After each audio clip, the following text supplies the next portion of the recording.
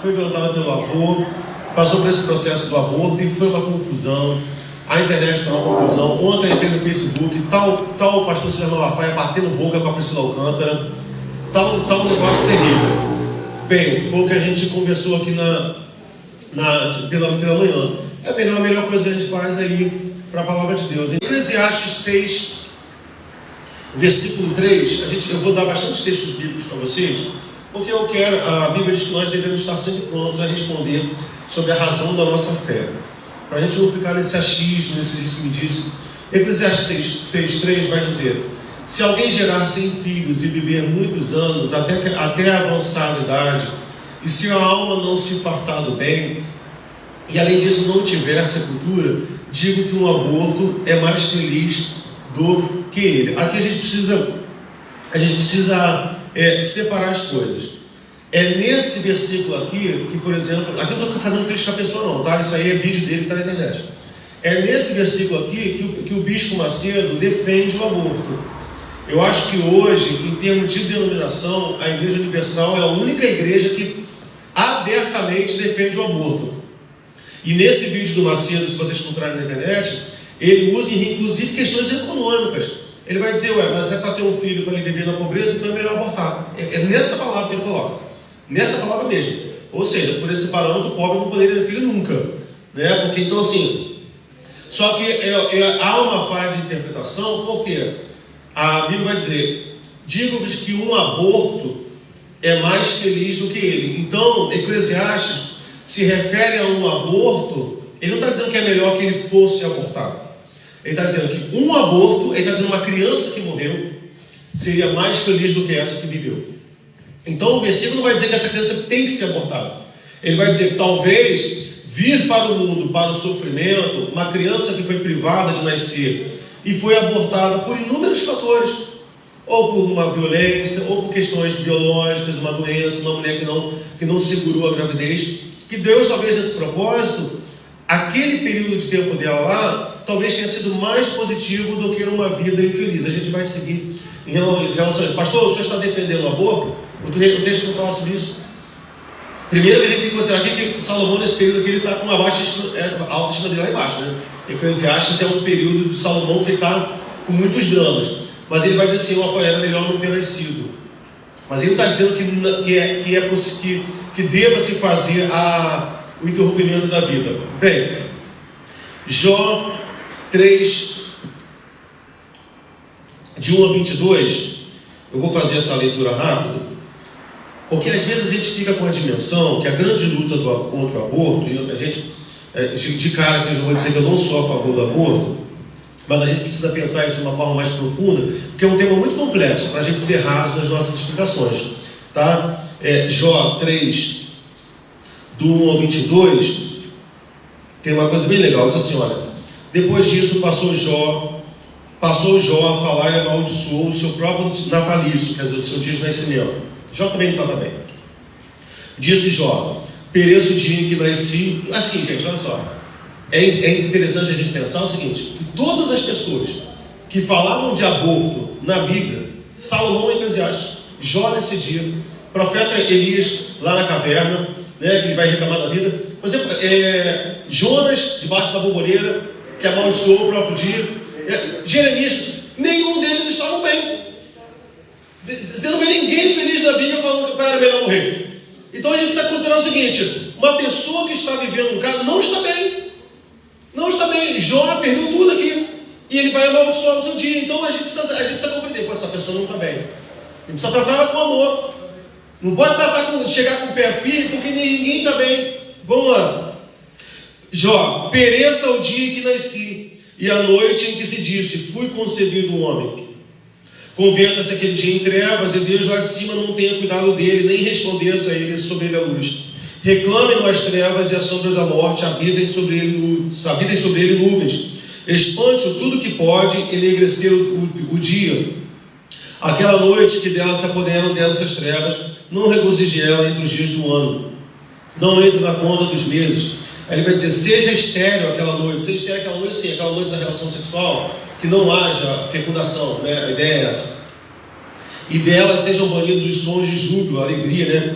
Amaldiçoem aqueles que sabem amaldiçoar o dia e sabem exercitar o monstro marinho. Nossa, já não estava bem.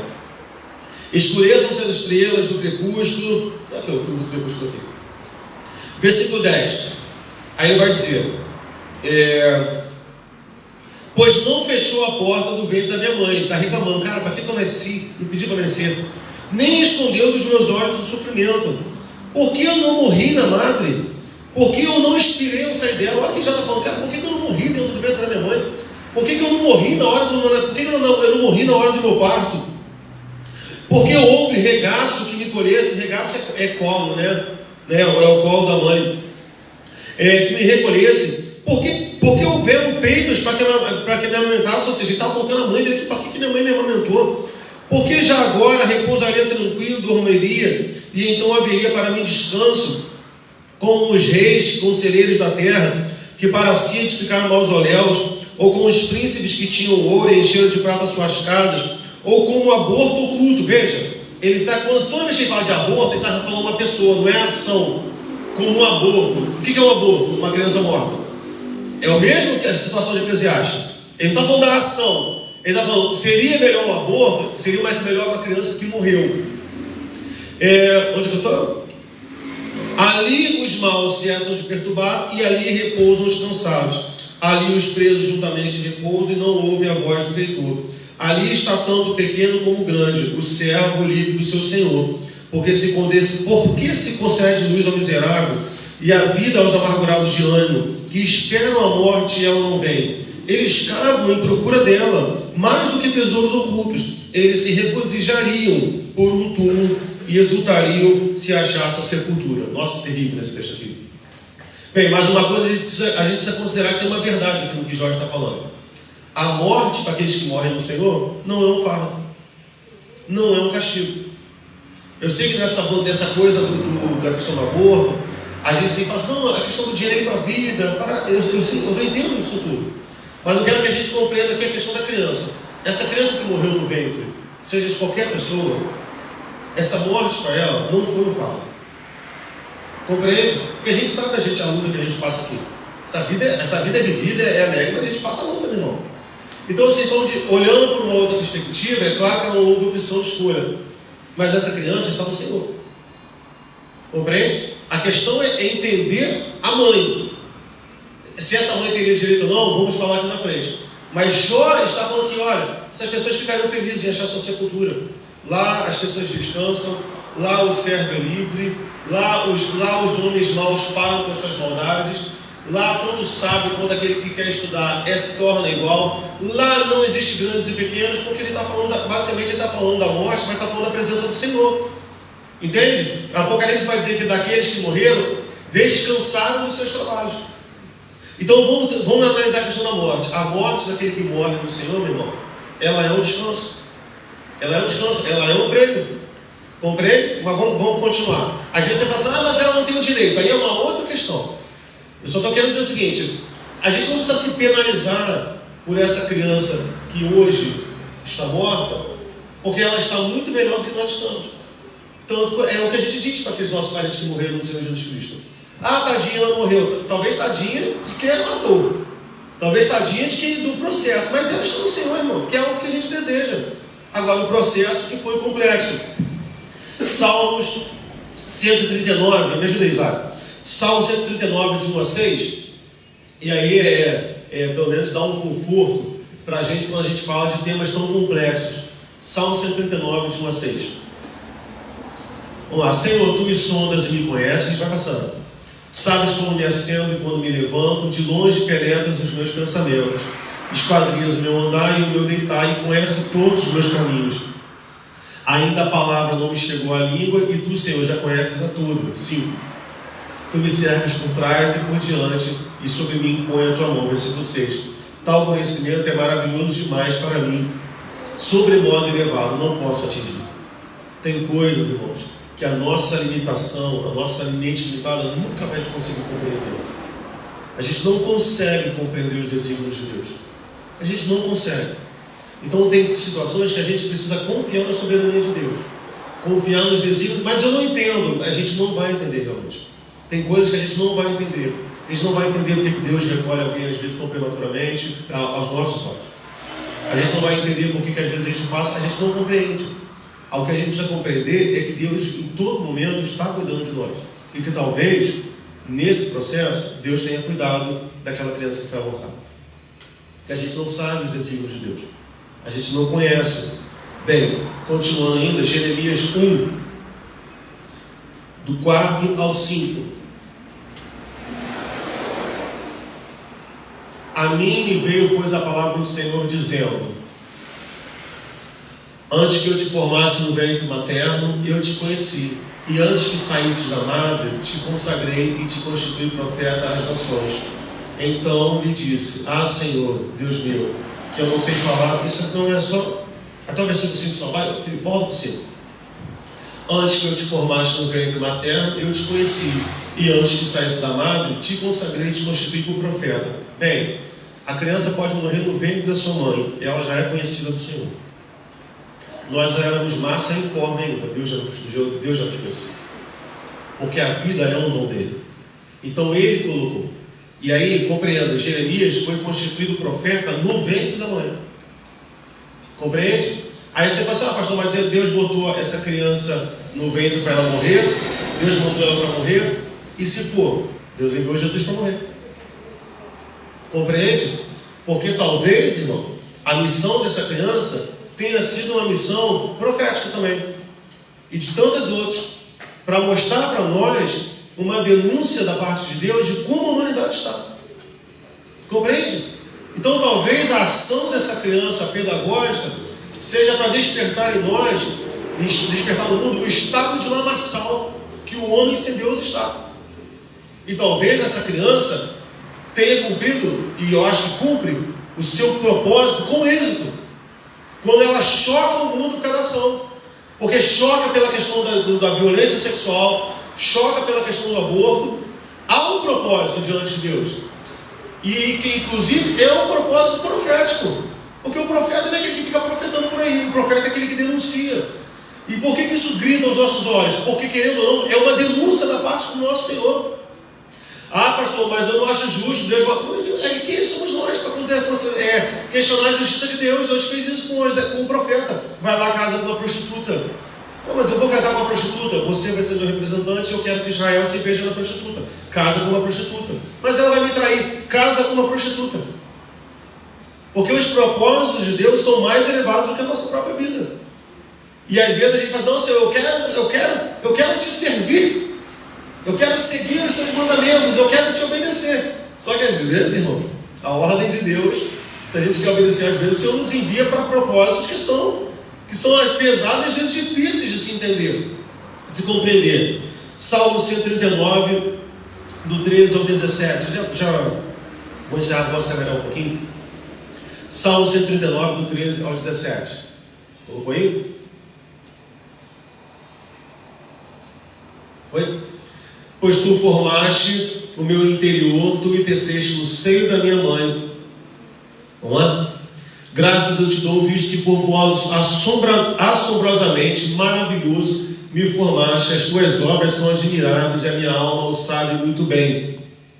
Os meus ossos não te foram cobertos, quando no oculto fui formado e entretecido como nas profundezas da terra. Versículo 16. Os teus olhos me viram a substância ainda informe, e no teu livro foram escritos todos os meus dias, cada um deles escrito e determinado, quando nenhum deles ainda havia. A Bíblia vai dizer: olha, todos os meus dias foram escritos no teu livro, e por eles determinado, quando nenhum dia ainda havia.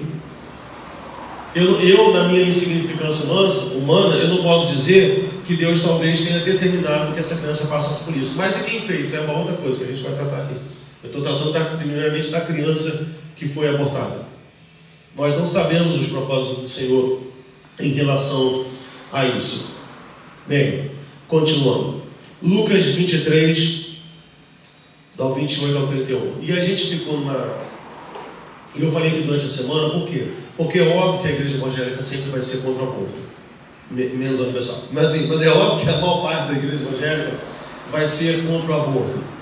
Eu sei disso. Só que o que aconteceu? você tem um monte de pastor, tipo, eu falei aqui durante a semana, o pastor Nicodemos, pastor Hernando Dias Lopes, pastor John Pai, um monte de pastor já falou frases contra aborto.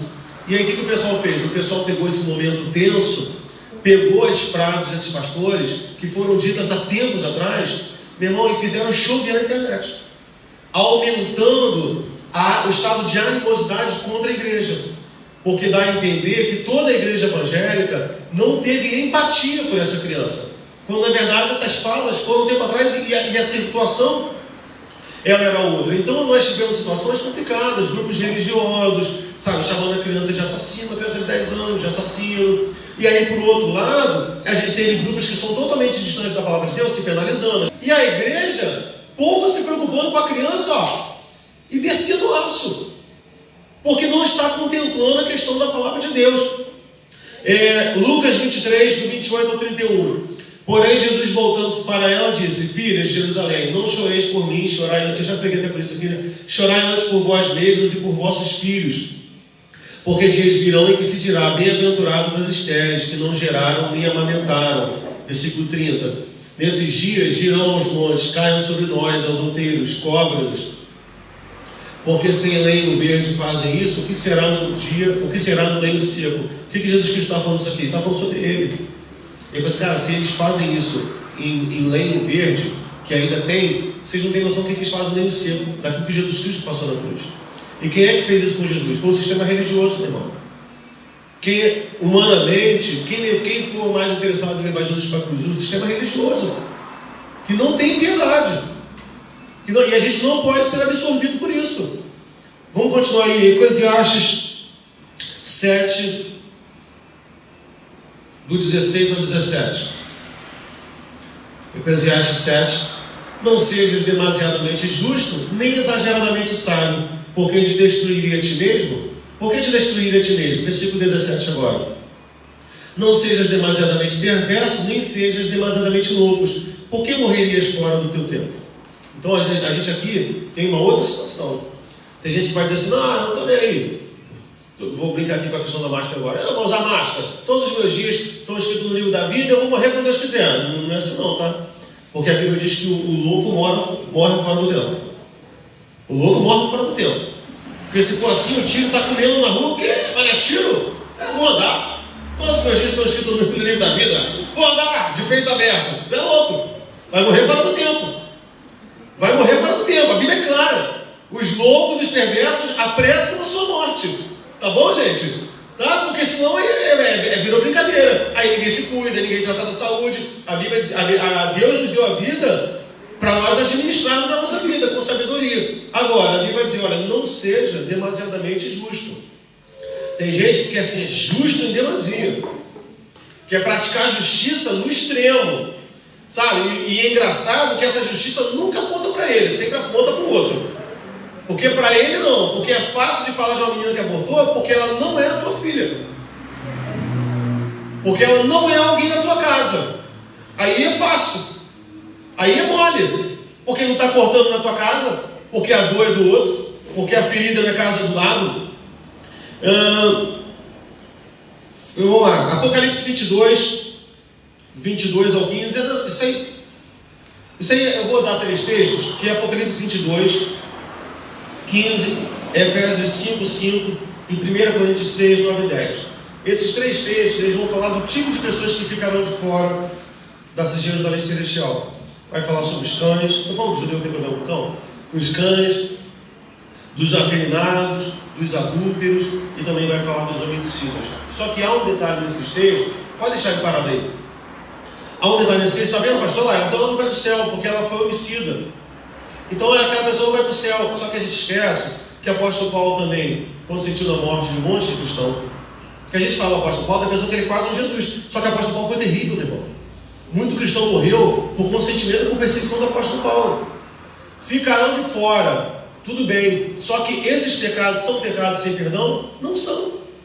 Porque a Bíblia diz que o único pecado sem perdão é qual? É blasfêmia contra o Espírito Santo. Ué, mas a Bíblia diz que eles ficarão de fora. Mas aqui no final do texto vai dizer o quê? Aqueles que amam e praticam a mentira. Não é só mentira de mentir. É mentira de tornar toda a palavra uma mentira. De ele vai matar. Você está entendendo? Então, ele está falando ímpio. é daquele que pratica e ama e concorda. Não, eu vou matar, não, eu vou adulterar, não, dá para viver assim. É aqueles que amam, eles têm prazer no pecado. Esses ficaram de fora. Então o texto está detalhando ações e está falando, aqueles que amam essas ações, eles ficarão de fora. Bem, sim, talvez uma mulher que abortou até de uma forma leviana, ao se encontrar com Jesus, ela será salva. E quando estiver na Jerusalém Celestial, vai encontrar com a filha ou com o filho que ela abortou. Aí você vai dizer assim, aí lá em cima eles vão perguntar por que ela fez isso. Não vão perguntar, porque a Bíblia diz que lá não haverá choro, não haverá sofrimento, não haverá pranto, as coisas velhas serão passadas. O céu não é lugar. Às vezes o pessoal fala assim, lá no céu, eu vou perguntar para Adão, por que você comeu fruto? Não, tu não vai perguntar, meu irmão, porque as coisas velhas serão passadas. O céu não é lugar para resolver o problema da terra. O céu é lugar para servir ao Senhor para toda a eternidade, para louvar o Senhor com júbilo e com gozo. Diz para arrastar problema daqui para lá, não, meu irmão. É melhor nem ir. É melhor Deus fulminar a gente aqui e acreditar igual os aniquilacionistas, tipo Thanos, some. Aí é melhor, irmão. O céu tudo é novo. Mateus 12, 20. Agora vamos falar mais sobre essa menina. Mateus 12, 20. Ação de Jesus Cristo. Não se esmagará a cana quebrada, nem apagará a torcida. Aí tem pessoas que dizem que a chama, né? A chama que fumega, até que faça vencedor o juízo. Meu irmão, quem gosta de caldo de cana aqui? Eu gosto muito. Irmão, como é que a gente chega na presença de Deus, irmão? A gente chega igual aquela cana, irmão, moída, irmão, arrasada. Jesus Cristo me falou assim, olha, eu não vim para esmagar a cana que já está quebrada. Ou aquela, sabe aquela chama da vela que está quase apagando, parece que a chama vai desmaiar? Tem gente que fala assim, já vai apagar mesmo, então deixa que eu vou apagar. Jesus Cristo não veio para isso, meu irmão. A gente precisa olhar para o pecador, para aquele que está quebrado, para aquele que está destruído, e acolhê-lo com amor. Porque a palavra do Senhor diz, restaura o pecador. Ele salva o pecador. Então às vezes as pessoas chegam diante do Senhor, quebrado, e o outro fala aí, pá! E acaba de destruir a pessoa. Como nós estamos aqui no início, uma pessoa que passa por um processo de aborto, meu irmão, nunca está bem. Há muitos anos atrás, uma colega veio e falou assim, Sandro, eu preciso conversar contigo. Ela se envolveu com um homem casado, muitos anos mesmo. Ela achou que ele ia largar a mulher, ela engravidou, ele falou assim, não vou assumir esse filho, ela abortou. Aquela mulher veio conversar comigo, irmão, arrasada. Era difícil até de conversar com ela, senão ela chorava. Nenhuma mulher que aborta fica bem. Talvez naquele momento, eu sei que existe uma agenda do feminismo em relação contra a vida, e que vai manipulando a mente das adolescentes, dos jovens, nessa agenda, não, a mulher tem direito do seu corpo, ela tem que abortar, não é direito, ou aqui, é outra vida dentro dela, ela não tem direito de decidir pela vida da outra. Só que no caso dessa menina específica, meu irmão, é uma estrutura de uma menina de 10 anos, aquele corpo tem condição de sustentar uma gravidez? Você compreende? É muito complicado. Então assim, vamos ter cuidado na hora de taxar as nossas opiniões. Seria uma menina de 10 anos, sem nenhuma condição psicológica. Pastor, mas se ela poderia. A família poderia ter bancado? Poderia. Só que já foi feito. Já há uma frase do Ed Renekiewicz que eu acho legal, apesar de não concordar com algumas coisas que ele fala em outras situações. Mas ele diz assim, olha, na dor a gente não mostra teologia, na dor a gente demonstra amor. Então nessas situações o que a gente precisa, meu irmão, é acolher a pessoa e mostrar para ela que o amor de Cristo nos refaz, que o amor de Cristo nos restaura. Mateus 18, de 4 a 7, vai dizer assim, olha, ele vai falar sobre as crianças, ele vai dizer, olha, ai daquele que fizer tropeçar um dos meus pequeninos. E aí eu vou dizer, irmão, se existe uma agenda, que a gente sabe que existe, principalmente da área mais a área política de esquerda, mais socialista, mais comunista, nessa questão que prega essa questão do feminismo exacerbado, sabe, que levanta a bandeira do aborto e que faz com que muitas meninas, de uma forma leviana sem pensar, se lancem a aventuras amorosas, engravidem e dizem, não, tranquilo, eu vou abortar. Bem, a esses, a Bíblia vai dizer, era melhor que se amarrasse uma pedra no pescoço e pulasse no dentro de um rio, do que aquele que faz tropeçar uma criança. Compreende? A gente precisa ter um olhar diferenciado para as crianças, porque Jesus Cristo tinha um olhar diferenciado para elas. Então a gente precisa respeitar as crianças, porque Deus tem um olhar diferenciado para as crianças. Nós também precisamos ter esse temor de tratar as crianças, de não privá-las do amor de Deus. Primeiro, e a gente faz isso em coisas bem banais, tá? Por exemplo, coisas banais. Você vê várias igrejas aí, por exemplo, que às vezes o pastor ali dentro que está pregando, não pensa duas vezes em arrebentar adolescente, jovem e criança diante do altar. Mas não corrige às vezes um adulto que está também com falta de referência na igreja, da mesma forma às vezes pior que uma falação, porque não quer perder o dízimo do irmão. Só que Deus olha de uma forma diferenciada para a criança, não é para o adulto. Deus fala assim, olha, não as impeçais vir até mim. Se quiser ela tropeçar, cara, é melhor tu se matar. Basicamente é melhor tu se suicidar do que você fazer tropeçar uma criança. Porque amarrar a pedra no pescoço lá no rio, que a gente é um suicídio. Ok? 1 Pedro 4:8, a gente encerra aqui e a gente vai cantar. 1 Pedro 4, versículo 8.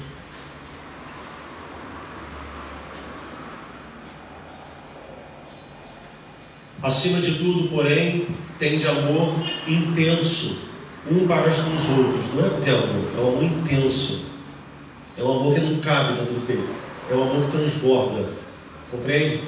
É um amor intenso, um para com os outros, porque o amor cobre multidão de pecados. Pastor Sandro, você está dizendo que o aborto é pecado? É pecado. É contra a vontade de Deus? É contra a vontade de Deus. Mas ainda assim, a Bíblia diz, tem amor intenso um pelos outros, porque o amor encobre multidão de pecados. Haverão pessoas que entrarão aqui em inúmeros tipos de situação. Entrarão homossexuais, é pecado da vida? É pecado. Entrarão pessoas que já mataram outras pessoas aqui? Entrarão homicídio? É pecado? É pecado. Entrarão pessoas que já roubaram? É pecado. Mas a graça do Evangelho redime o pecador, salva o pecador. E se Jesus Cristo nos salvou, não sou eu que vou condenar. A Bíblia diz que o amor encobre multidão de pecados. Poderia não ter abortado, mas abortou, irmão. O que a gente precisa agora é pregar o amor do Senhor, para que o Evangelho faça realmente a diferença no mundo e que haja uma denúncia em relação mais do que em relação ao estuprador, ou à criança que abortou, ou à criança que morreu. Essa denúncia fala de uma humanidade que está longe do Senhor. Aí o texto de Romanos cai bem a calhar. É portanto se distanciar de Deus, que Deus entregou o homem às suas vis paixões. A humanidade está entregue a si. E por que esse homem violentou a neta? Porque a humanidade, Deus entregou a humanidade às suas vis paixões. E ele falou assim, faça o que vocês querem fazer. E é isso que está acontecendo. E o que nos está demonstrando aí é que a humanidade sem Deus, ela segue uma ladeira abaixo de uma forma progressiva. Essa deve ser a nossa denúncia. Veja isso aí, Isso aí é a consequência de uma humanidade sem Deus. É muito maior do que apenas apontar para a garota e dizer que ela é pecadora ou não, é assassino ou não, ou que a família poderia. Não, é muito maior. É Deus mostrando para a gente. Veja o estado que vocês estão entrando. Veja a condição que vocês estão vivendo. Porque vocês me convidaram a se retirar do vosso meio. Amém? Isso sirva de reflexão para as nossas vidas e sirva também de parâmetro para a gente pensar as coisas que não são tão simples assim. Antes da gente lançar palavras como se nós fôssemos juízes e tivéssemos o martelo da verdade. É complexo e a gente, como nós falamos hoje de manhã, a gente tem que ir para a palavra de Deus. Versículo que Mateus falou, santifica-nos na tua palavra, na tua verdade, a tua palavra é a verdade. Só a palavra de Deus pode ser guia e lâmpada nos nossos caminhos. Amém, irmãos? Vamos ficar de pé.